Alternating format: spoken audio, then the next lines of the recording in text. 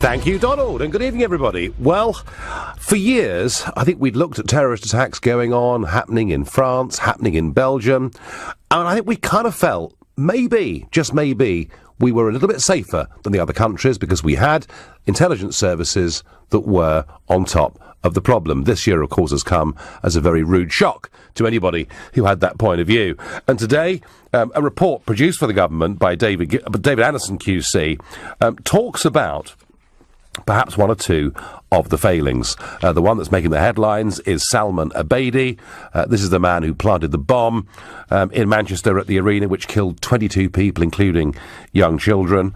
And he was someone that was known to the authorities, looked at a couple of times, but it's not just him, you see, because Khalid Masood, the Westminster bridge attacker, was also a former subject of interest, as indeed was Khurram Butt, one of the London bridge attackers. So we have a series of lists out there of people who we think are very dangerous, people who we think are less dangerous. To help us through this and to understand the scale of the problem that our intelligence services are facing, I'm being joined now by Margaret Gilmore, Senior Associate Fellow with the independent security think tank, the Royal United Services Institute. She's also the author of The Terrorist Hunters, and her specialist areas include government policy on counter-terrorism, intelligence and policing. Margaret, good evening. Good evening, Nigel. Thank you very much indeed for joining us. So tell me, this big report today given to the government about our intelligence situations and perhaps even being honest enough to talk about one or two potential failings, did it produce for you any surprises? No, it didn't produce any surprises at all. The profile of the terrorists, when there's an attack, sometimes people like you come on and say, what do you think's going on? And you're pushing in a speculative area. And I often say that I wouldn't be surprised at all if this was somebody who'd been on the radar, who maybe had been dabbled with petty crime or was known as a radical, and at some point had come to the attention of the authorities, and now suddenly they're carrying out attacks. So surprises, no, not at all.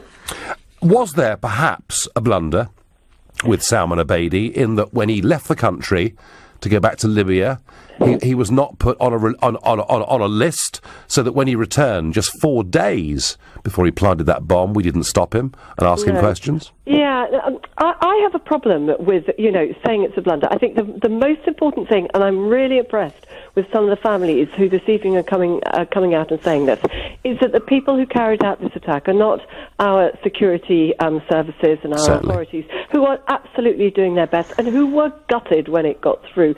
The people who are to blame for these attacks are the terrorists.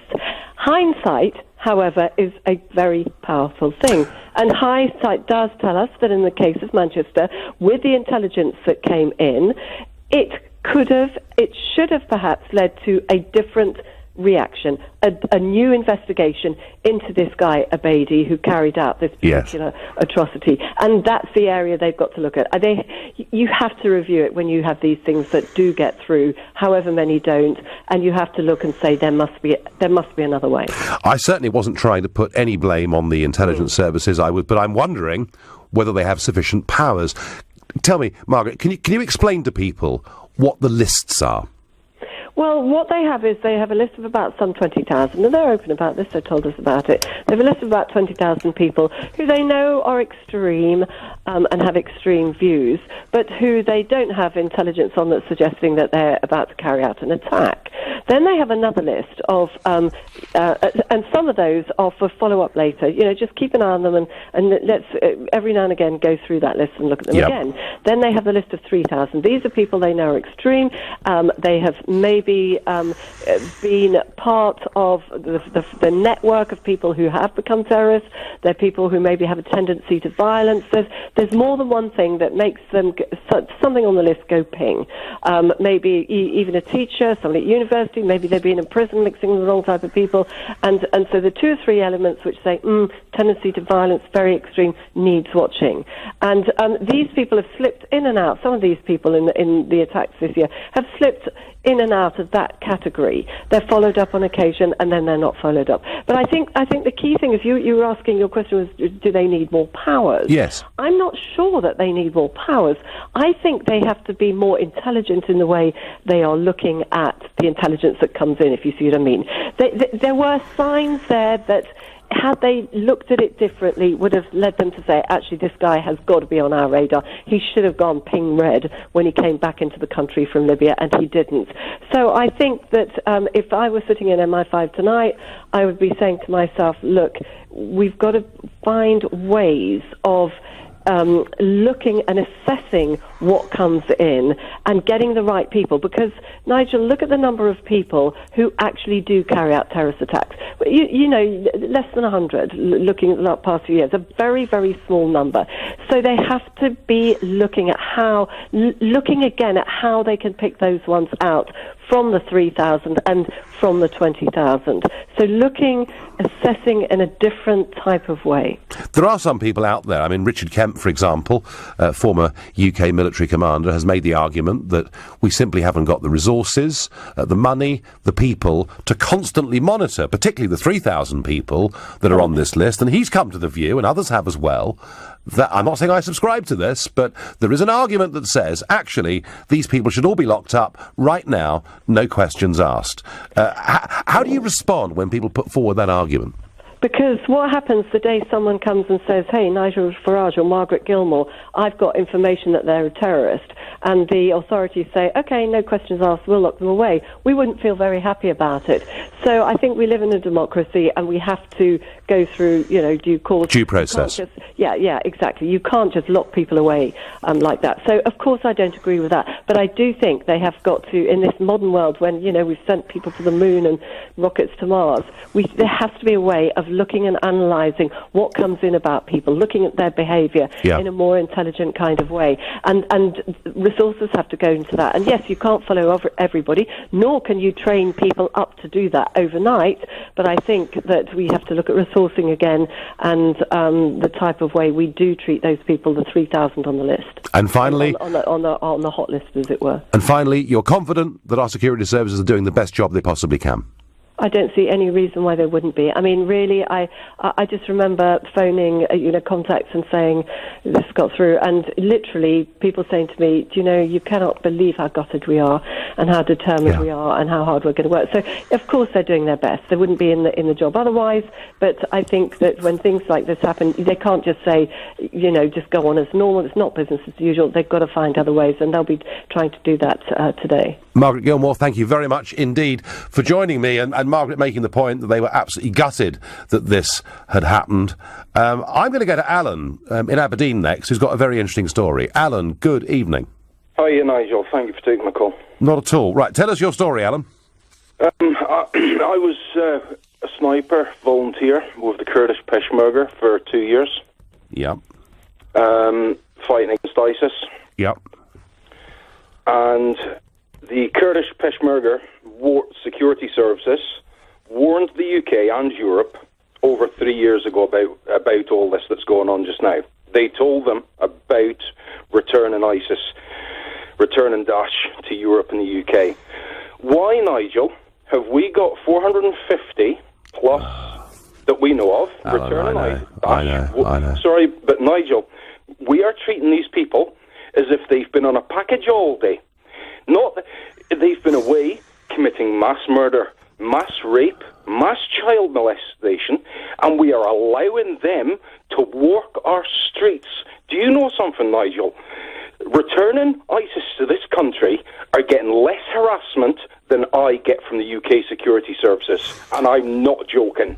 Alan, I have heard stories of people like you who've been out fighting against ISIS, who have been called in for extensive questioning and virtually treated as suspects. Listen, they tried to get me last year, Nigel. Their whole questioning was, as a Peshmerga sniper, I was involved in the Bashikir-Mosul offensive. The whole concern of the UK security was how many ISIS have you killed? How many Daesh have you killed? That's their whole concern. Alan, how did you answer that question? I basically said, self-defence, mate. What are you going to do? But the beauty is, the Kurdish government stepped in for me, and the Ministry of Peshmerga stepped in and basically said to the UK government, look, Alan has been helping train and he's been fighting alongside our Peshmerga. You don't they look after their own across there. He's fighting against terrorism. He's not a terrorist. Yeah. But the UK, they treat me worse. I'm getting treated worse than a terrorist just now. Well, Alan, as I say, that story I've heard from several other people, and I can assure you that over the course of the last few months, you know, and given that it's something I campaigned on politically to say we shouldn't allow a single person from this country who's been to fight for ISIS to come back, to my knowledge, one person has been stopped from coming back, and 450 are out there in our streets. And it is, Alan, a total failure of government in this country, and particularly a lot of this burden lies with a woman called Theresa May, who was Home Secretary for much of this time, and she's very good at talking tough at party conferences and then doing absolutely nothing about it. Totally agree with you, Nigel. But the other one is, Nigel, we're allowing these people to freely walk our streets, and I'll tell you what, if people think that the UK isn't rehousing, giving them jobs to placate them, these people are been treated like they've been on a package holiday of mass murder. Why are the people of Syria, Iraq, etc., are they not entitled to justice? The thing is, Nigel, honestly, the UK couldn't get me on that. I'd love to send you an email or something to show you what's going on. No, but well, Alan, please do. And when we come off air, you can pick up my details, and we'll look at this and go into it. No, I want to by the government. No, I want to find out more. But Alan, answer the question that I'm now asking LBC listeners to answer over the course of the next 3/4 of an hour. What should happen to somebody if they become a person of interest to the security services? In particular, the 3,000 suspected terrorists in this country. What should the authorities do, in your opinion? I've lost him. He's gone. He was telling such an amazing story. Well, anyway, folks, please, you answer that after the break. What should happen to people who are on the security list? What should the government do to try and make us safer? A government report tells us that Salman Abedi, the Manchester bomber, was known to the authorities and investigated twice. It also tells us that one of the London Bridge attackers was known to the authorities, and indeed the Westminster Bridge attacker had been looked at several times. And I'm asking you, what do you think should happen to these people once they become people of interest to our security services? And to be clear, there are 3,000 people on that suspected terrorist list in terms of their contacts, and 20,000 people that have been looked at and investigated because of their links. And if you think at least the 3,000 should be locked up immediately, then call me on 0345 6060 973, or if you think we have to maintain everything this country's ever stood for, and people must be innocent until they're proven guilty, text to 84850, or maybe you think the security services need a huge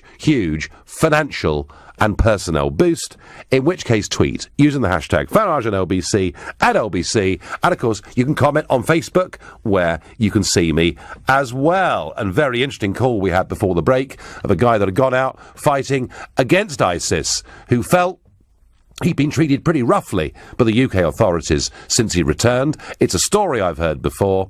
And I have to say, one of the ways we answer this question is border controls are at the heart of all of this.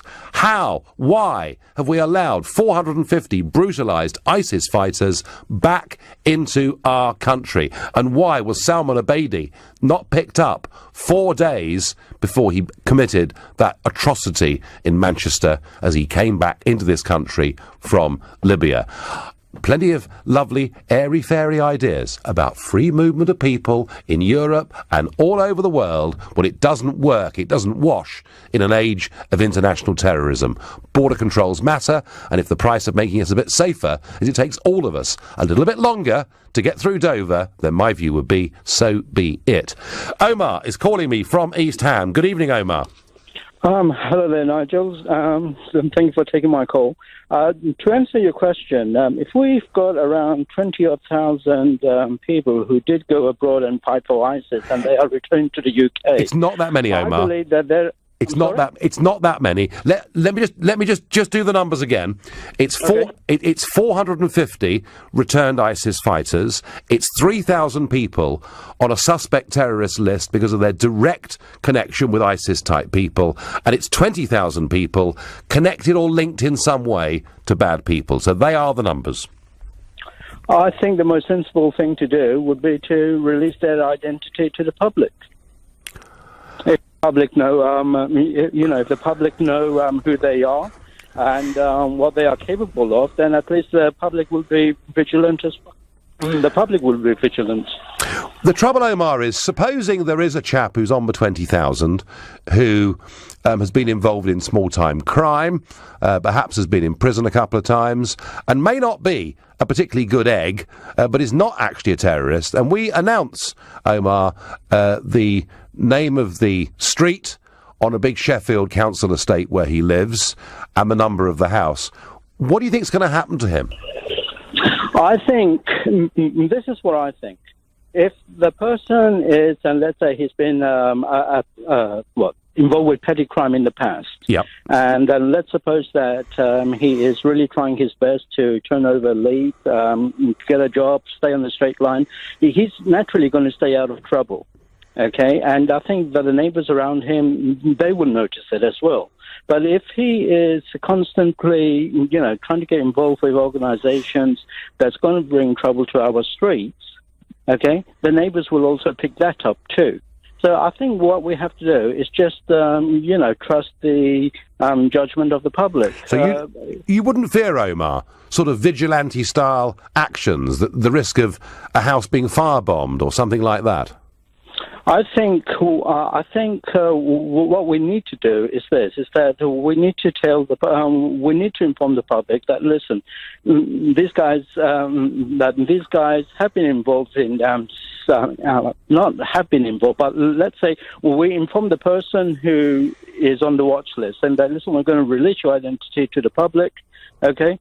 And the thing is that we just take the judgment of the and we just rely on the public to make a good judgment. All right, Omar, no, you've made your point. Release their identities and let what some would call natural justice take its course. That's the view of Omar from East Ham. And look, folks, I'm beginning to sound a bit like a softie on this show tonight. I'm not. It was me in 2014 who said publicly I felt we had a fifth column living within our country. People who were born here, raised here, have our passports and yet wish to destroy our way of life, wish to kill us. I mean, you'd have thought I was the most evil person that had lived on European soil for 75 years for daring even to say this. I am not soft on this subject, but I have to say I do disagree fundamentally with Omar.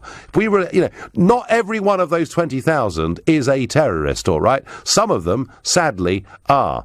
But if you release people's identities, goodness only knows what the consequences of that would be. That really worries me. Sean is calling me from Wolverhampton. Good evening, Sean. Hi, Nigel. So, Sean, new caller to the show. What would you do? I think the government at the moment is playing long ball on the situation. What I mean by that is the services are actually sort of following these people, trying to gain intelligence on these people. But the problem is they're losing them, and then they go out and cause these problems like the Manchester attacks, the London attacks. Yeah. They're playing the long ball in the situation. I believe what they should do is bring these people in, interrogate them. If they feel that, these people are a threat, interrogate them, obviously get the information they need to get, obviously then put the power in place to watch them, follow them then. But I just feel we're going about things wrong at this moment in time. I really are, because what we're doing is putting British people's lives at risk. I mean, I go to Luton quite a lot, and I can tell you now, Luton is a no-go area sometimes. Is it as bad? Is it really as bad as that, Sean? It is. It is a non-go area sometimes. You go down at night time, and you feel as a white British male, I feel out of place.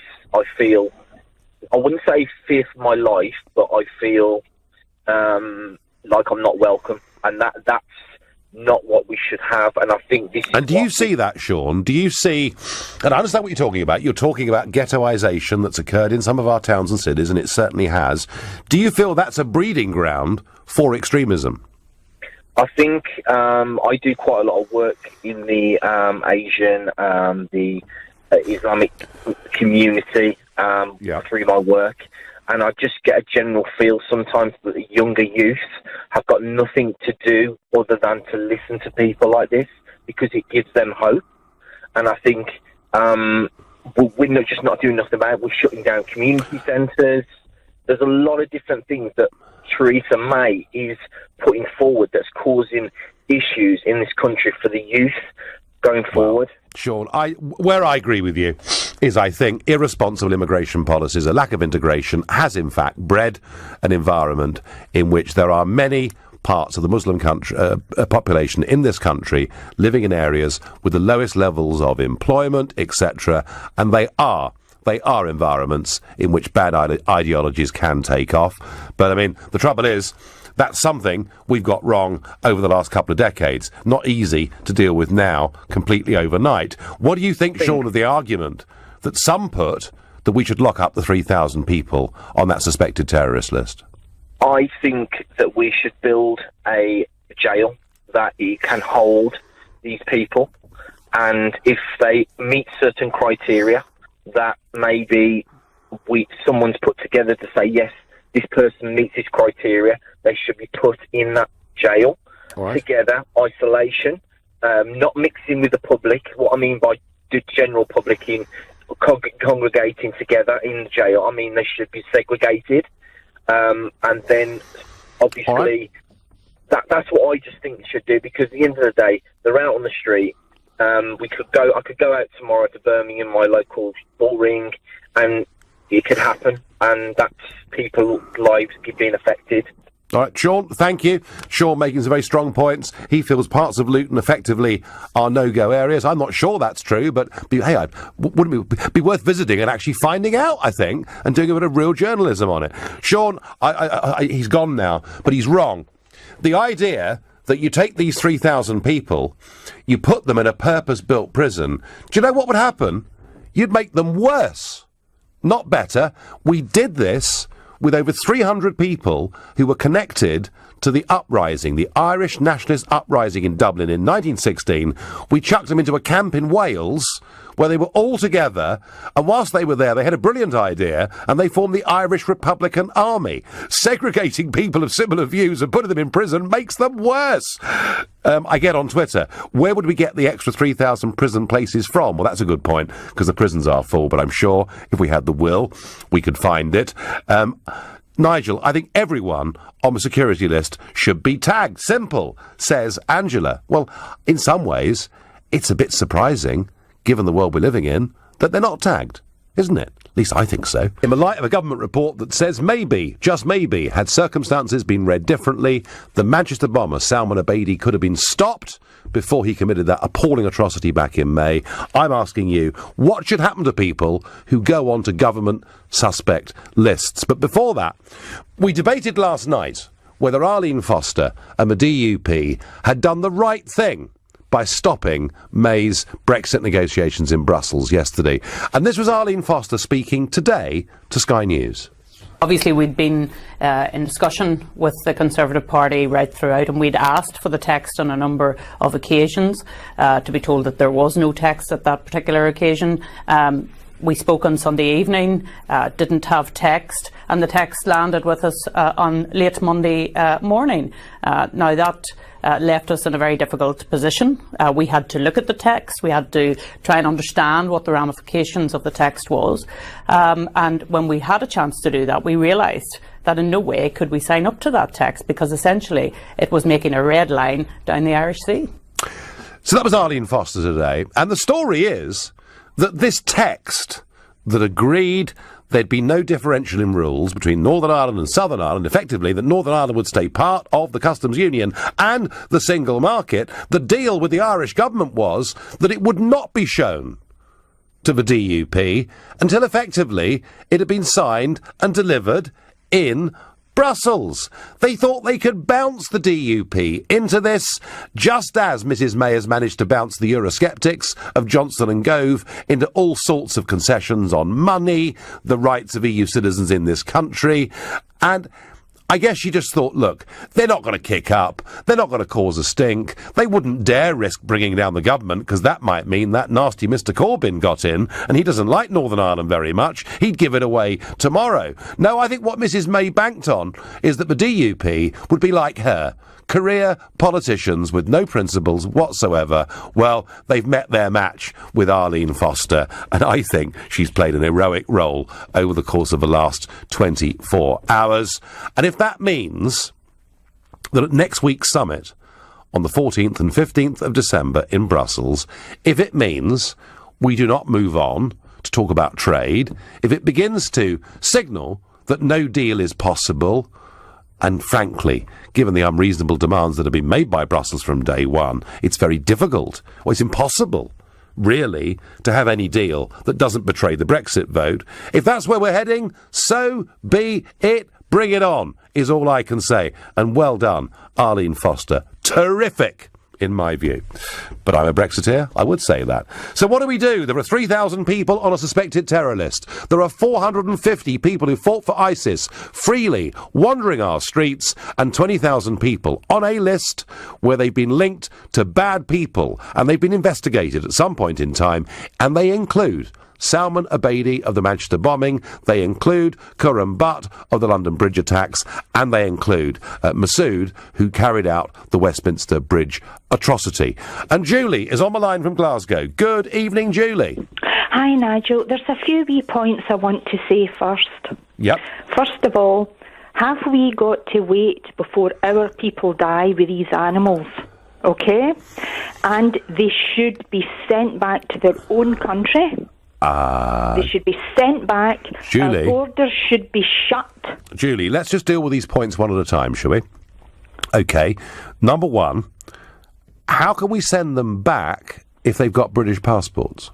The ones that are on the top radar list, on the top of the list, they've got to be sent back. Or what we should do is, when is the government going to stop all this nicey keeping our borders open? They've got to be shut in these countries like Mr Trump's doing. Shut the borders down, and none of them get in. Julie, I mean, nobody in British politics has argued more strongly for absolutely tough border controls from countries of terror, and you could argue that Donald Trump has taken that a bit further, but I do believe in extreme vetting. Absolutely I do. But Julie, the bigger problem we've got here is that so many of these people have got British passports. In those circumstances, where do we send them? Just like really, that's quite an impossible question to ask. I know. It's an impossible question to ask. The only other thing is, where is my human rights? What if I had my son and my daughter gone out and one of these animals has murdered my family? Maybe something should happen in the government to some of their families and they might get a better opinion. Well, Julie, we don't wish that on anybody. No, I don't wish it. I'm not saying I wish it would happen. I'm just saying if it should happen. Do you understand? We are too nice in this country. This is what's wrong with it. We're patting everybody in the head and giving them a lollipop. And it's out of order. Something has to be done. People's getting fed up with it. Would you lock up, Julie? Would you put in prison and lock up the 3,000 people on that suspect terrorist list? Well, can I say something? I won't say it over the phone. I won't tell you what I would want to do. And I think that'll say it. All right, fair enough. Julie, thank you. Julie taking a very hard line there. But Julie also identifying a problem. That, yes, whilst open borders and whilst border control is in many ways at the heart of this, Salman Abedi should not have been able to come back into this country from Libya without being stopped 4 days before that bombing took place. Of that I feel very strongly indeed. But a lot of these people are homegrown. A lot of them have become radicalised in this country. They become radicalised in schools. They become radicalised in bad mosques. They become radicalised in our prisons. now one of the primary places for the radicalisation of people. Indeed, the Westminster Bridge attacker was radicalised in a prison in Norfolk, and I've always thought that if radicalisation is taking place in schools and prisons, which the state runs, surely we could make a better job of it. But it doesn't get away from the fact, and I'll say this to Julie, who's just gone, and all the rest of you, you can't deport people to where they come from if they come from here, and it is part of this problem. Loads of messages. Gordon says, more border controls will stop all of this. Jill says, I think that the recruitment procedures for the security services needs examination. Not sure I agree with that, Jill. I still think, from what I know of it, that we're doing a very good job dealing with what is a huge problem. And one thing that the Cabinet were told today by the head of MI5 is that 9 major attacks were stopped this year. Thank goodness, and I do have no reason not to believe that to be true.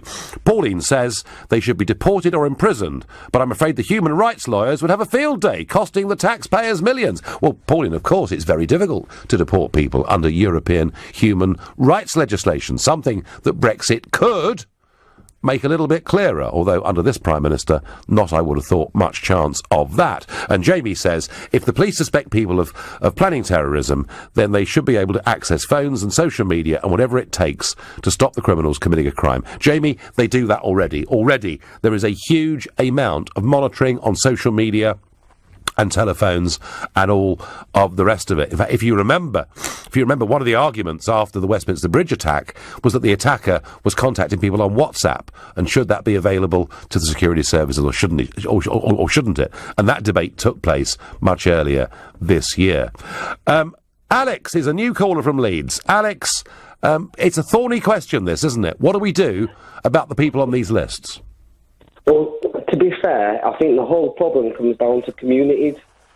Like, if you don't know your own neighbour, how do you know who? Do you know what I mean? You don't know anything about them. So when people like Tommy Robinson have made their name from having Luton just completely overtaken or taken over by a certain demographic, which is fine, I've got nothing against immigration, I think it's a good thing.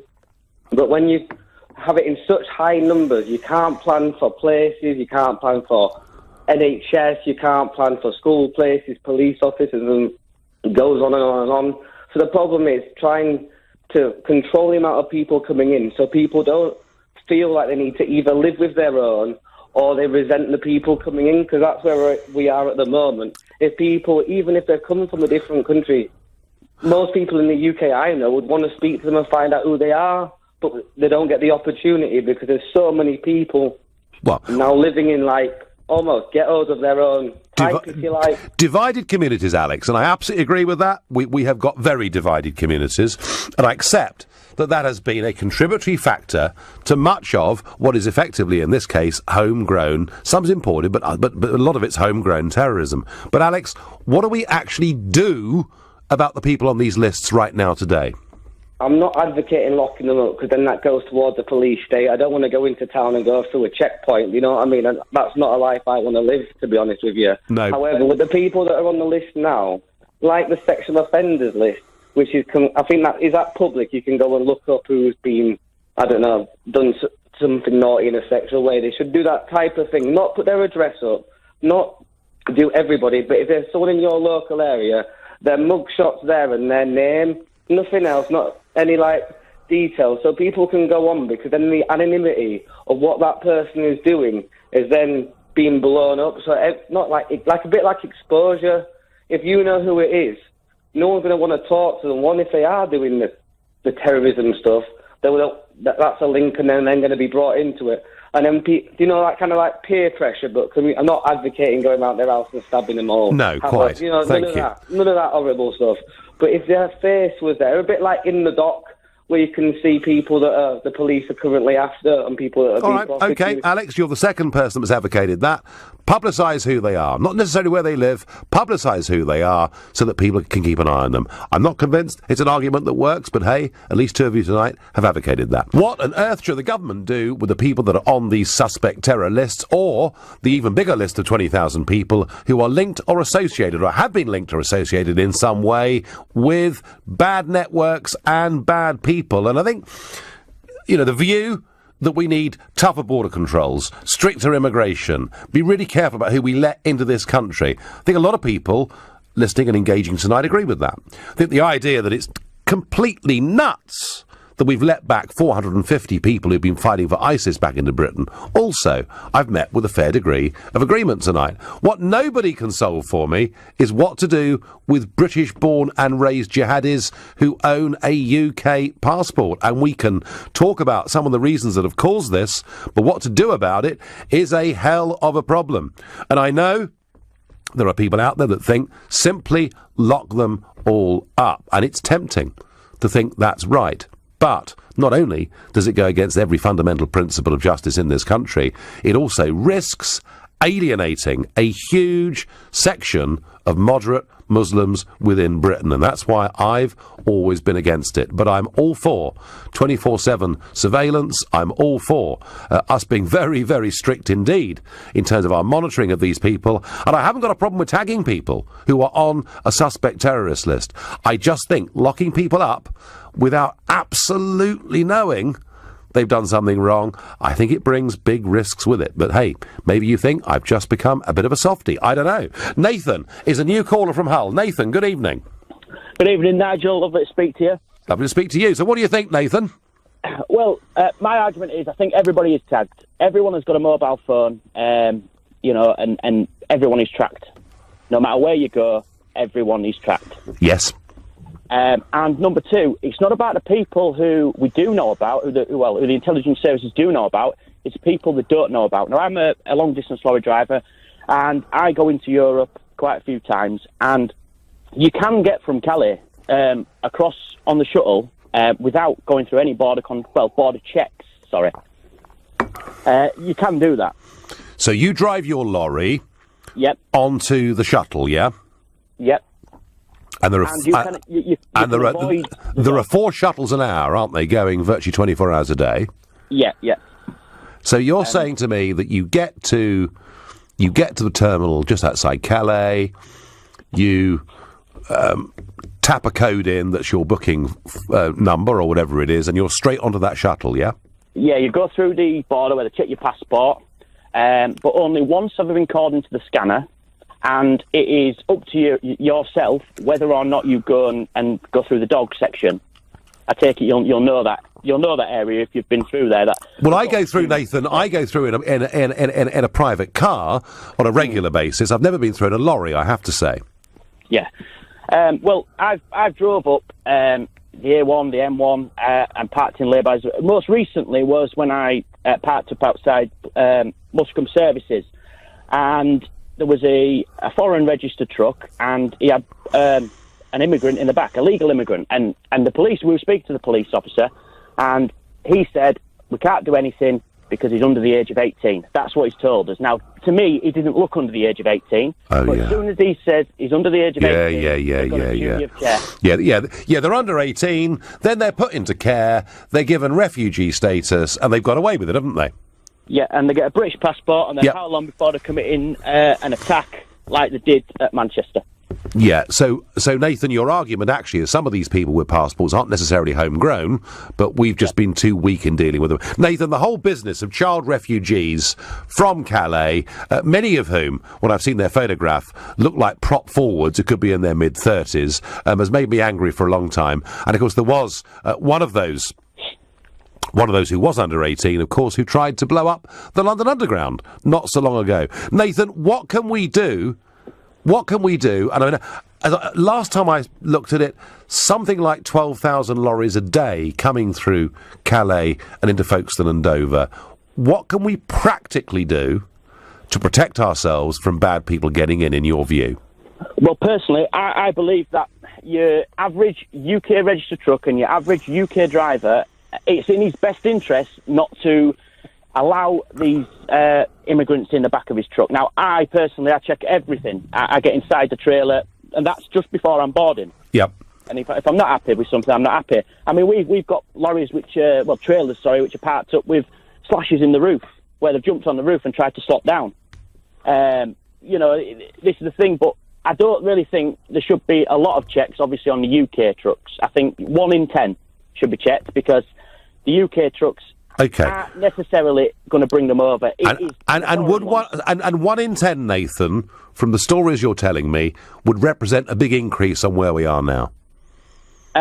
Yeah, especially I reckon with the foreign registered trucks, maybe you should check more because you don't know their backgrounds. You don't know. No, Nathan. Listen, that's all very, very interesting indeed. And let me ask you very quickly. You know, we've got we've got some people coming into Britain through routes that you're talking about. We've got homegrown jihadis. What would you do, Nathan, with the 3,000 people on that suspect terror list? It's a difficult subject, really, because you can't lock them up because, like we all know, in prisons now. They get together, they form little groups, and that's where they become radicalised. Even the moderate Muslims become radicalised.